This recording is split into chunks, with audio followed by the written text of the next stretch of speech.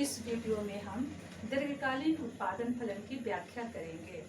इसके पहले अल्पकालीन उत्पादन फलन की व्याख्या किए हैं।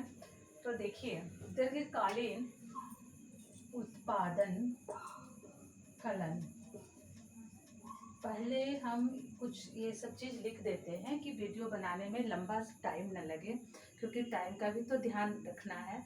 इसलिए ये देखिए, पैमाने दीर्घकालीन उत्पादन फलन के अंतर्गत हम पैमाने के प्रतिफल की व्याख्या करते हैं।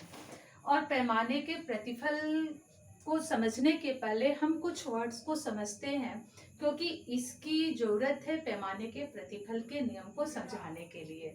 तो देखिए, पहली अवस्था है कि यहाँ शब्द है पैमाना। पैमाना अर्थात स्थिर साधन एवं परिवर्तनशील साधन दोनों को हम यहाँ बढ़ाते हैं, क्योंकि हमारे पास दीर्घकाल की अवधि है।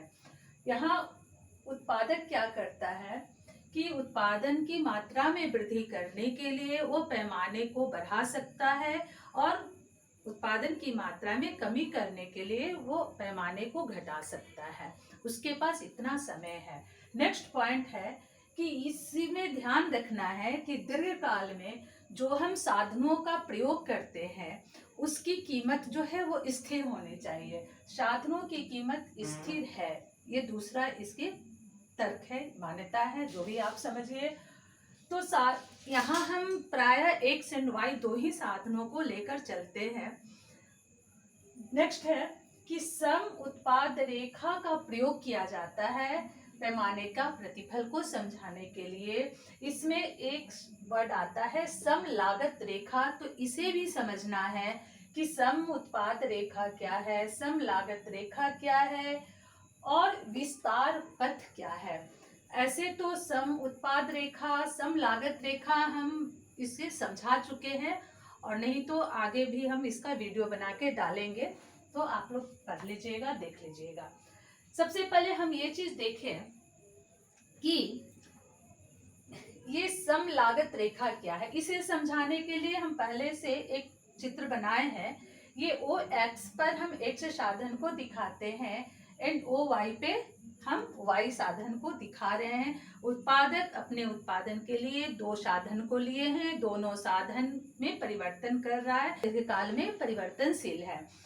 अब ये देखिए, यहाँ हम देख रहे हैं कि उत्पादक के पास उसका जो कॉस्ट व्यय है, उसके पास जो लागत व्यय है वो 100 रुपया है। ये मान के चलते हैं, ये 100 रुपया वो एक्स साधन पे खर्च करता है और वाई साधन पे खर्च करता है। तो एक साधन लागत की रेखा प्राप्त होती है R1S1। ये कैसे प्राप्त होती है कि यदि वो अपने टोटल 100 रुपया से एक्स साधन खरीद रहा है, तो वो एक्स साधन की OS1 मात्रा खरीद सकता है, और टोटल 100 रुपया अगर वाई पे खर्च कर रहा है तो वाई साधन की OR1 मात्रा का क्रय कर सकता है। यहाँ उसे दोनों साधनों को ही खरीदना है। अतः R1 और S1 से एक बिंदु को अगर मिलाते हैं तो R1S1 रेखा प्राप्त होती है। इसे हम सम लागत रेखा कहते हैं। सम लागत रेखा क्या करता है कि दिए गए लागत व्यय से दो साधनों के विभिन्न संजोगों को बतलाती है। ये जो लागत व्यय 100 रुपया दिया गया है, उससे हम ये दो साधन एक्स एंड वाई के विभिन्न संजोगों को क्रय कर सकते हैं। एक को बढ़ाते हैं तो एक को घटाना पड़ेगा।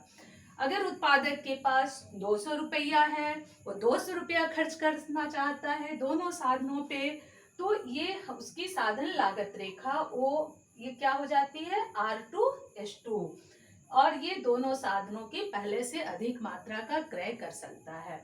तो ये है सम लागत रेखा। सम लागत रेखा दो साधनों के विभिन्न संजोगों को प्रदर्शित करती है, जो उत्पादक अपने दिए हुए लागत से, दिए हुए आउटले से वो खरीद सकते हैं। अब नेक्स्ट है कि इसमें आइसो प्रोडक्ट कर्व का भी प्रयोग किया जाता है। तो आइसो प्रोडक्ट कर्व क्या है, जैसे हम तटस्था वक्र रेखा है, सेम उसी तरह आइसो प्रोडक्ट कर्व है, जिसे सम उत्पाद रेखा कहते हैं। और ये सम उत्पाद रेखा क्या है? इस रेखा के प्रत्येक संजोग जितने बिंदु है उस पे दो साधनों के विभिन्न संजोगों को प्रदर्शित करता है। दो साधनों के विभिन्न संजोगों को प्रदर्शित करता है, जिससे कि समान उत्पादन प्राप्त होता है। फिर से एक बार सुन लीजिए कि सम उत्पाद वक्र उत्पत्ति के दो साधन, एक साधन है एक y साधन है, दो साधनों के ऐसे विभिन्न संजोगों को प्रदर्शित करती है जिनसे एक समान उत्पादन प्राप्त होता है।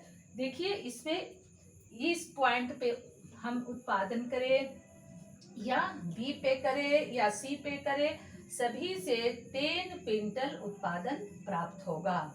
ये आइसो प्रोडक्ट है। अगर हमें ज्यादा करना है तो आइसो प्रोडक्ट रेखा जो है वो ऊपर चली जाती है, आगे की ओर ऐसे ऐसे बढ़ जाएगी। तो ऊंची आइसो प्रोडक्ट कर उत्पादन के ऊंचे स्तर को व्यक्त करता है, नीचे आइसो प्रोडक्ट कर उत्पादन के कम स्तर को प्रकट करता है। तो ये सारी बातें। अब इसके साथ एक और वर्ड आ रहा है, वह है विस्तार पथ। पैमाने के प्रतिफल के अंतर्गत विस्तार पथ की भी व्याख्या की गई है। विस्तार पथ क्या है? तो वो विभिन्न आइसो प्रोडक्ट कर्व है। जैसे एक और हो गया ये, इसी तरह और हो गया। इस तरह ओरिजिन से ऐसे एक रेखा खींचते हैं। देखिए इस पे ये मूल बिंदु से ये एक रेखा खींचते हैं जिसे विस्तार पथ कहते हैं। विस्तार पथ। और ये विस्तार पथ क्या है? तो विभिन्न उत्पादन स्तरों को उत्पादित करने वाले विभिन्न उत्पादन स्तर, यानी 10 क्विंटल, 20 क्विंटल, 30 क्विंटल, 40 क्विंटल, जितने ऊपर हम जाते हैं आइसो प्रोडक्ट कर्व पे, तो विभिन्न उत्पादन स्तरों को उत्पादित करने वाले न्यूनतम लागत संजोग। न्यूनतम लागत संजोग यानी ये जो विभिन्न यहाँ जो संजोग बनता है इस विस्तार पथ पे, वो न्यूनतम लागत संजोग है। तो न्यूनतम लागत संजोग बिंदुओं का बिंदु पथ है। ये बिंदुओं का ये पथ है। फिर से समझिए कि विस्तार पथ क्या है? विभिन्न उत्पादन स्तरों को उत्पादित करने वाले न्यूनतम लागत संजोग बिंदुओं का बिंदु पथ है, जबकि साधनों की कीमतें क्या होती है? स्थिर रहती है। तो ये बात को आप समझ लीजिए और इसके आधार पे हम आगे पैमाने का प्रतिफल की व्याख्या करेंगे। तो पैमाने के प्रतिफल में उत्पादन को बढ़ाने के लिए जब कोई उत्पादक पैमाने को बढ़ाता है तो उसकी भी 3 अवस्थाएं प्राप्त होती है। पैमाने का बढ़ता प्रतिफल, पैमाने का घटता प्रतिफल, हाँ, और पैमाने का समता प्रतिफल। पहले बढ़ता, फिर समता और पुनः पैमाने का घटता प्रतिफल, ये तीनों अवस्थाएं प्राप्त होती है, जिसे हम चित्र द्वारा स्पष्ट करेंगे।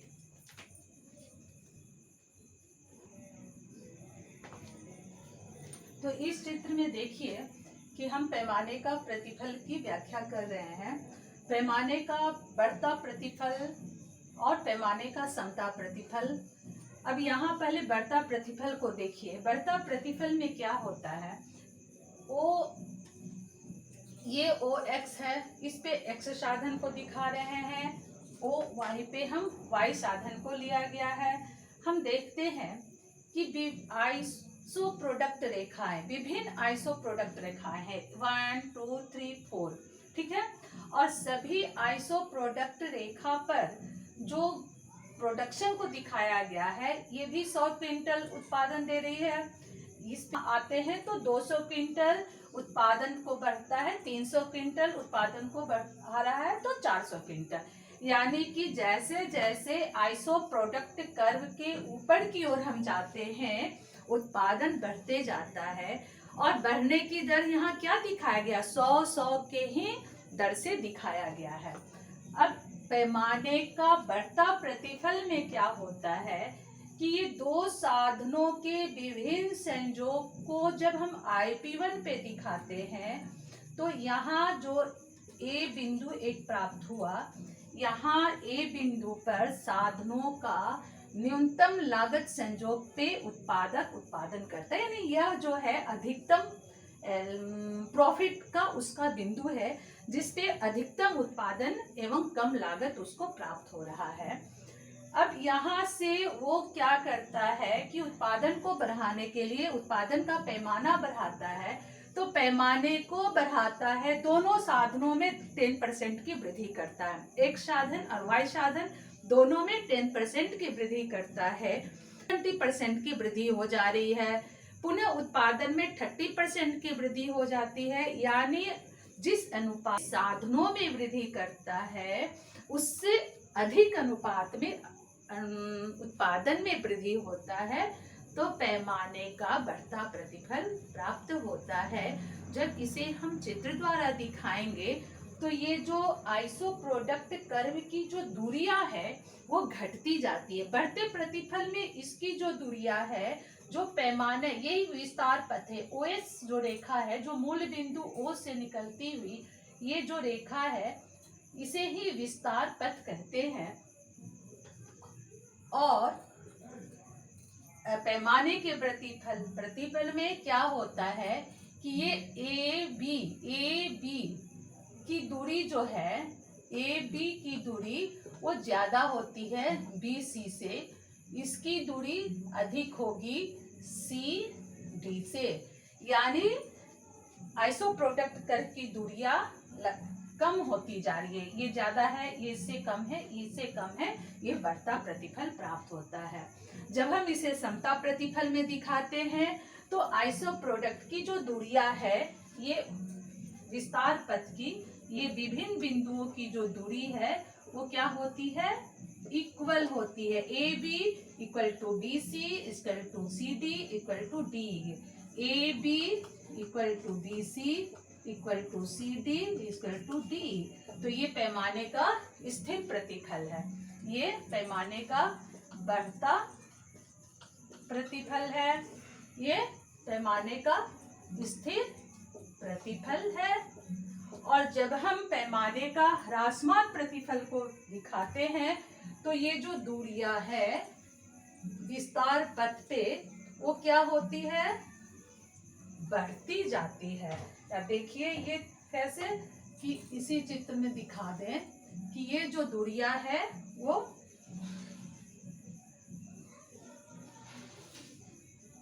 ये जो दूरियां है ये बढ़ती जाती है। A B C D E, ये विस्तार पथ पैमाने के प्रतिफल के तीनों अवस्थाओं को हम एक चित्र के द्वारा स्पष्ट करेंगे।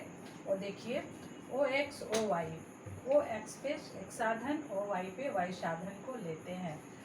सबसे पहले क्या कीजिए, ओ बिंदु से एक, चलिए थोड़ा सा मेरा भी ड्राइंग इतना अच्छा नहीं है इसलिए हम स्केल का सहारा ले रहे हैं और इस पे स्लिप भी करता है। तो चलिए ऐसे ले लिए, ये हम विस्तार पथ है, ठीक है, इसका नाम ओ एस। अब हमको तीनों अवस्थाओं को एक ही फिगर में दिखाना है। तो हम क्या है, बढ़ते प्रतिफल में जो दूरियां है वो क्रमशः कम होती जाती है। तो एक ये पॉइंट लिए, जैसे एक पॉइंट ये लिए, अब इससे कम दूरी पे ये लिए, इससे कम दूरी पे ये लिए, तो देखिए दूरियां ये क्रमशः कम होती जा रही है, ठीक है। और उसके बाद इससे इसी पॉइंट से ऐसे आप खींच लीजिए आइसो प्रोडक्ट का, चलिए खींच लिए।